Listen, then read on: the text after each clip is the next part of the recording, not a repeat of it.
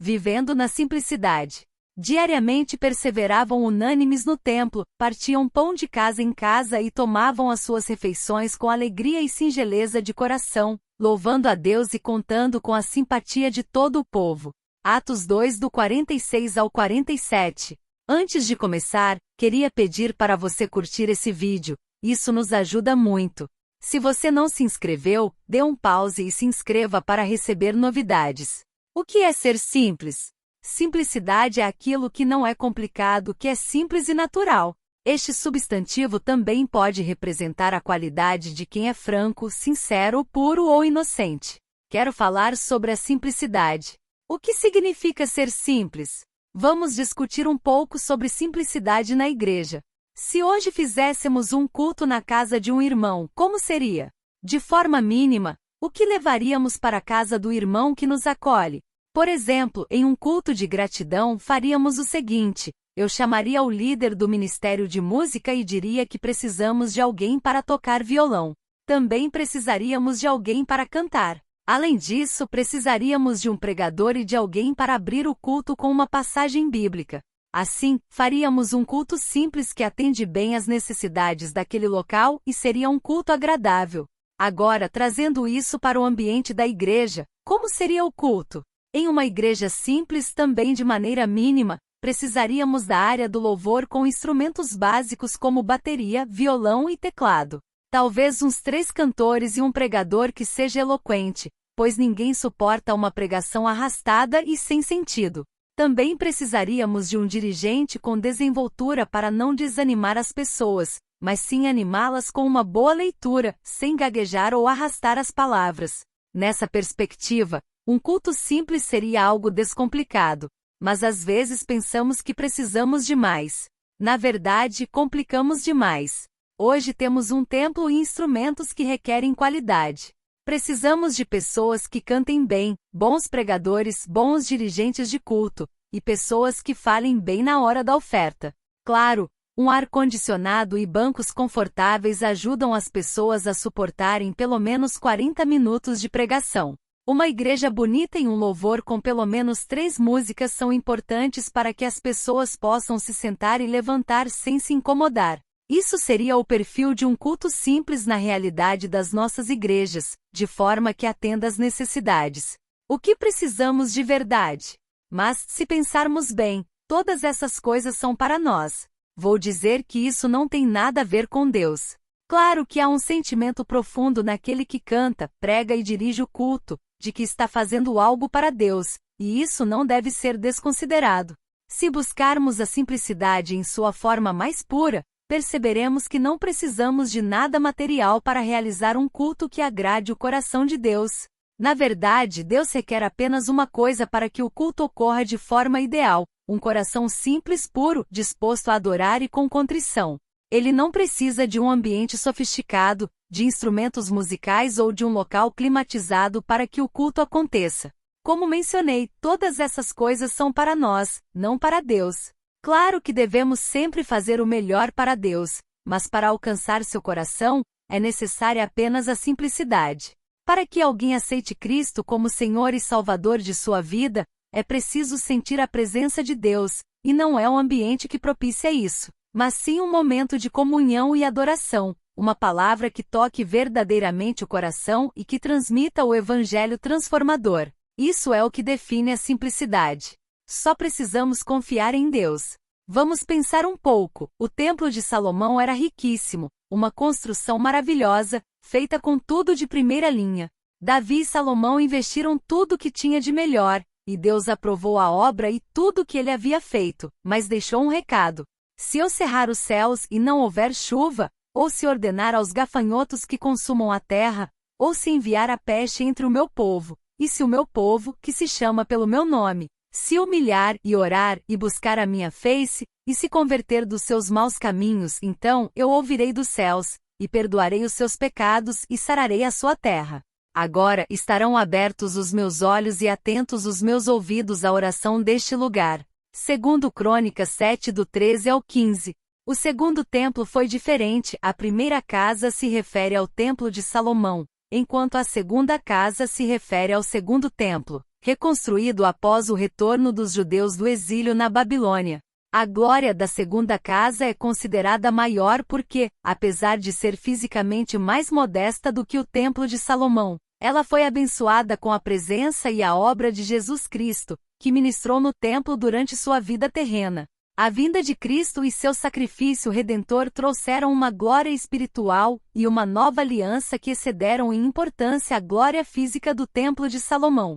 A glória deste novo templo será maior do que a do antigo, diz o Senhor dos Exércitos. E neste lugar estabelecerei a paz, declara o Senhor dos Exércitos. Ageu 2:9. Jesus era simples. Jesus foi um exemplo de simplicidade em tudo o que fazia. Falava de maneira simples, se comunicava de forma direta com as pessoas e até mesmo realizava milagres de maneira descomplicada. Ele nasceu em um lugar humilde, caminhou por locais comuns, com sua maneira simples, convenceu multidões. Isso foi possível porque ele possuía algo muito especial, o poder do Espírito Santo. Jesus não convenceu as pessoas por ser o Filho de Deus, mas por ser quem era, simplesmente Jesus, pregando um evangelho simples. E nós, como tem sido a nossa forma de viver? Será que mantemos a simplicidade ou às vezes caímos na ilusão de sermos mais do que realmente somos? Paulo, ao escrever aos Romanos no capítulo 12, versículo 13, diz: "Pois pela graça que me foi dada, digo a cada um de vocês, não pense de si mesmo além do que deve pensar, mas pense com moderação, conforme a medida da fé que Deus repartiu a cada um." Paulo nos convida a ter uma visão equilibrada da vida, o que implica saber quem somos e conhecer nossas limitações. Isso é autoconhecimento. Ele nos adverte a não nos considerarmos mais importantes do que os outros. Isso também significa que não devemos julgar os outros, mas sim a nós mesmos. Ou seja, nossa vida não deve servir como parâmetro de comparação com a dos outros. Você acha que sabe mais em alguma área? Ótimo! Mas lembre-se de que o outro pode saber mais que você em outra área. O que realmente nos diferencia dos demais? A resposta é cultivar a humildade. É como alguém que se gaba constantemente, buscando atenção ao falar apenas de si mesmo, lamentando-se sobre as dificuldades da vida, o esforço para concluir a faculdade, as horas insones dedicadas à oração pela igreja, o tempo gasto ensaiando uma música ou preparando um sermão. Na verdade, essa pessoa está buscando, por meio de uma narrativa de sofrimentos, uma forma de ser elogiada ou reconhecida. Esse comportamento é um exemplo de falsa humildade. Para entender o que é simplicidade, podemos considerá-la sob algumas perspectivas. Ser simples é ser descomplicado. Uma pessoa simples pode ser descrita como alguém que não complica as coisas, que é fácil de entender e de lidar. Ela valoriza a simplicidade e a clareza em sua vida e pensamentos. Ser simples é viver sem ostentação. Essa definição pode enfatizar a ausência de ostentação ou extravagância. Uma pessoa simples pode ser vista como alguém que não busca chamar atenção para si mesma através de roupas, posses ou comportamentos extravagantes. Ser simples também significa ser modesto. Alguém que não se vangloria de suas conquistas ou posses e que vive uma vida modesta e humilde. Uma pessoa simples pode ser alguém honesto e sincero em suas interações com os outros, sem pretensões ou artifícios, genuíno e autêntico em seus relacionamentos. Uma pessoa simples. Refletindo sobre João Batista, consideremos que ele nasceu com um único propósito: preparar o caminho do Senhor. Ele poderia ter se orgulhado disso, mas há um registro em Mateus 11:11 que diz: "Digo-lhes a verdade, entre os nascidos de mulher, não surgiu ninguém maior do que João Batista. Contudo, o menor no reino dos céus é maior do que ele." Jesus destaca que, embora João fosse o maior por ser seu precursor, aquele que se considera menor é de fato maior do que ele. A questão não é quem somos, mas a quem pertencemos. João Batista pregava o evangelho com vestes de peles de camelo e um cinto de couro, alimentando-se de gafanhotos e mel silvestre, tudo o que precisava para sobreviver e cumprir sua missão. Ele pregava com autoridade e com simplicidade, oferecia o batismo e o arrependimento. Quando Jesus começou a atrair mais seguidores do que ele, João prontamente reconheceu a superioridade de Jesus e declarou: "É necessário que ele cresça e que eu diminua." João 3:30. A simplicidade dos fortes. Os bois são conhecidos por sua força e resistência, sendo historicamente utilizados como animais de trabalho em atividades agrícolas como arar campos, transportar cargas pesadas e puxar equipamentos. São robustos e possuem uma estrutura física que lhes permite realizar tarefas pesadas. Sua força é evidente na capacidade de puxar arados e carruagens carregadas. Além disso, são conhecidos por sua calma e tranquilidade, com um temperamento dócil e paciente, tornando-os parceiros valiosos na agricultura. Apesar de sua simplicidade em comparação com animais mais complexos como cavalos, os bois têm sido cruciais na história da agricultura e no desenvolvimento humano. Sua força e resistência são exemplos de como a simplicidade pode ser uma fonte de poder e utilidade. Dependentes do Senhor. Outra citação relevante é Mateus 10,16. Eu os estou enviando como ovelhas no meio de lobos. Portanto, sejam astutos como as serpentes e sem malícia como as pombas. As ovelhas são conhecidas por sua natureza dócil, dependente e vulnerável, necessitando de proteção e orientação de um pastor. Isso nos ensina que devemos ser totalmente dependentes do Senhor, como ovelhas que confiam em seu pastor. Outra lição importante é que devemos ser como as pombas, simples e sem malícia. É muito ruim um crente ser malicioso. As pombas são um símbolo de pureza frequentemente associadas à paz. Precisamos ser puros. Malícia refere-se à tendência de agir com a intenção de prejudicar ou enganar os outros, muitas vezes de forma sorrateira ou astuta. É a qualidade de ser malicioso, que envolve uma mentalidade ou comportamento desonesto, ardiloso ou perverso. A maledicência refere-se à prática de falar mal ou difamar outra pessoa na ausência dela, geralmente de maneira maliciosa ou prejudicial. É um comportamento que envolve espalhar rumores, fofocas ou críticas negativas sobre alguém, muitas vezes com o objetivo de denegrir sua reputação ou causar danos à sua imagem. Irmãos, não podemos ser assim. Se há em nós essas coisas, precisamos urgentemente começar a mudar nossa vida. A vida dos nossos irmãos da igreja primitiva era simples, assim como Jesus ensinou. Eles tinham atitudes que eram fundamentais para o crescimento da igreja. Perseveravam unânimes no templo, partiam pão de casa em casa e tomavam suas refeições com alegria e singeleza de coração, louvando a Deus e contando com a simpatia de todo o povo. Atos 2 do 46 ao 47. Vale lembrar que era uma igreja que crescia nas casas. Não tinham nada, não tinham instrumentos, templos lindos, nada demais. Eram simplesmente a igreja de Cristo e mais nada. A igreja primitiva era simples. Eles viviam sobre 4 pilares importantes. Eles se dedicavam ao ensino dos apóstolos e à comunhão, ao partir do pão e às orações.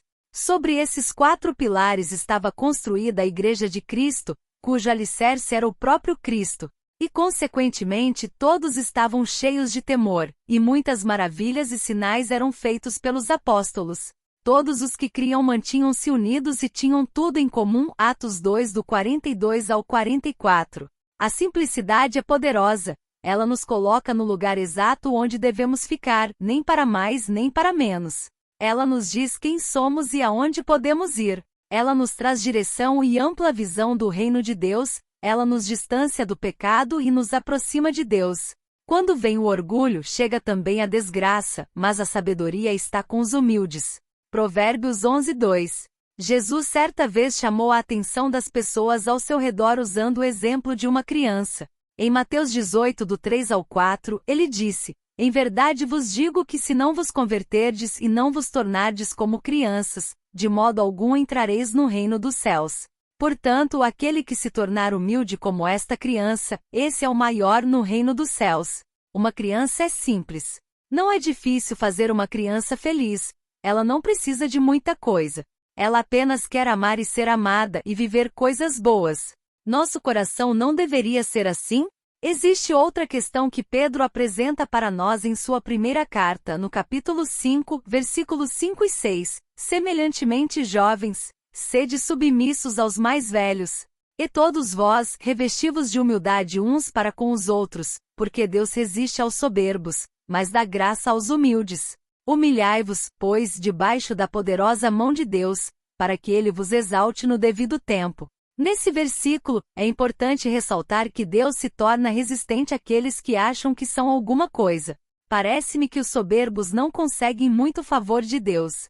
Por outro lado, ele oferece exaltação aos humildes. Enquanto acontece a humilhação, Deus está preparando um dia para a exaltação, e o melhor disso é que essa exaltação vem dele. Será que estamos equivocados em relação a nós mesmos? É bom fazer uma análise crítica sobre nós mesmos, buscando encontrar sentimentos que atrapalhem nossa comunhão com Deus e com a igreja. Mas eu tenho uma notícia boa para você: você pode mudar. O Espírito Santo pode transformar e mudar todo o seu caráter. Obedeça e confie no Senhor. Confie no Senhor de todo o seu coração e não se apoie em seu próprio entendimento. Reconheça o Senhor em todos os seus caminhos, e Ele endireitará as suas veredas. Provérbios 3, dos 5 ao 6. Que possamos dobrar nossos joelhos e fazer uma oração verdadeira diante de Deus, confessando pecados, dizendo a Ele que precisamos de mudanças. Podemos apresentar para Deus nossas dificuldades. Ele é o nosso Deus e o único que pode nos ajudar. É preciso coragem para falar de si mesmo, mas é necessário. É o ponto de partida para mudanças. Que Deus abençoe sua vida e que você consiga fazer assim. Cláudio H.C. Duarte, www.sigaele.com.br. Não se esqueça de curtir e compartilhar. Se você gostou do conteúdo, nos ajude. Para você curtir não custa nada, para nós é muito importante. Ajude a propagar a palavra de Deus. Deus abençoe a sua vida. Se você gostou deste conteúdo e quer receber mais atualizações como esta, considere se inscrever em nosso canal. Ao se inscrever, você não apenas terá acesso a conteúdos exclusivos, mas também nos ajudará a crescer. Agradecemos muito pelo seu apoio.